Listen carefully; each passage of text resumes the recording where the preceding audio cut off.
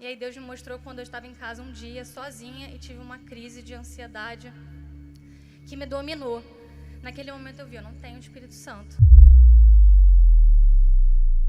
Eu cresci na igreja, né? Desde de jovem eu via na igreja, eu a conheci, mas eu vivia no mundo por um bom tempo. Antes de eu chegar na igreja eu não tinha nenhum propósito, eu vivia como as pessoas do mundo vivem, buscando casar, ter um bom emprego, ser bem-sucedida, mas esquece de olhar para dentro. Eu não olhava para dentro de mim.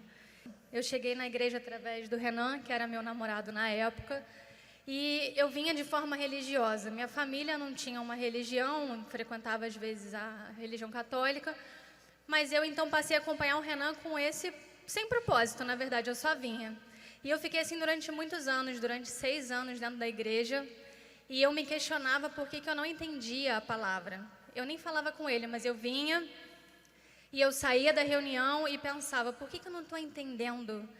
Por que eu assisto a reunião, escuto, saio e nem lembro do que foi dito?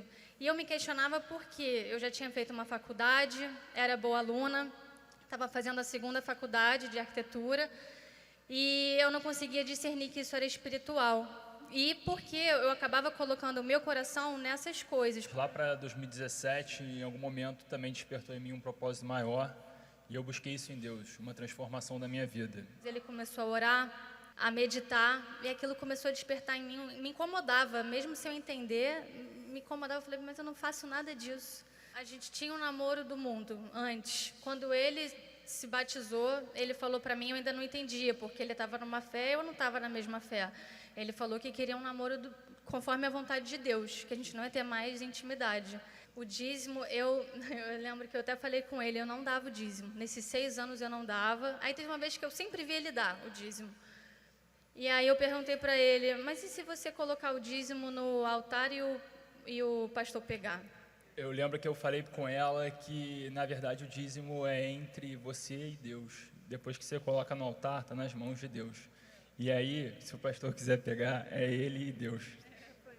Foi isso que ele falou, e eu pensei, faz sentido. Ele fez a parte dele, colocou no altar. A partir dali é ele, o homem de Deus é ele e Deus também. Mas ele fez a parte dele. E também porque em casa sozinha eu comecei a ter crise de ansiedade, pesadelo, medo de morte.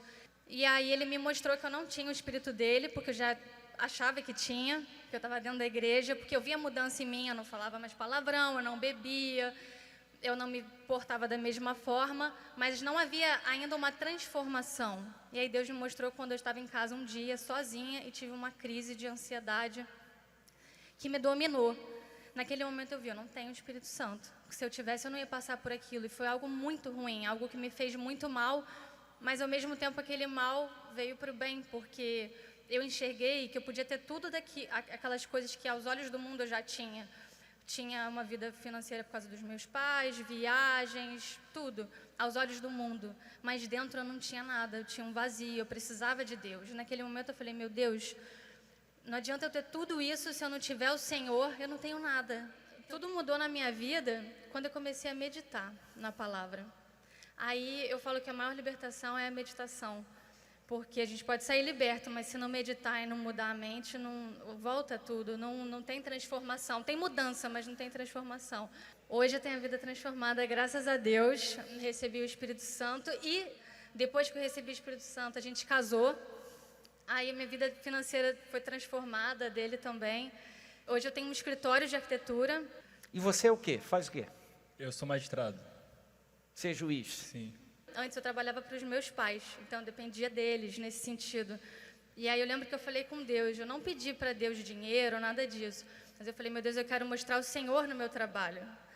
E aí Deus fez a obra de uma forma extraordinária que hoje eu não consigo nem imaginar. A gente tem um apartamento onde a gente nunca imaginou que iria ter, carro, enfim. Tudo que eu tinha, eu falo, meu Deus, eu posso perder tudo, mas eu não posso perder o Senhor. Porque tudo que eu tinha, que eu achava que tinha valor, hoje para mim não tem valor se não for para Deus.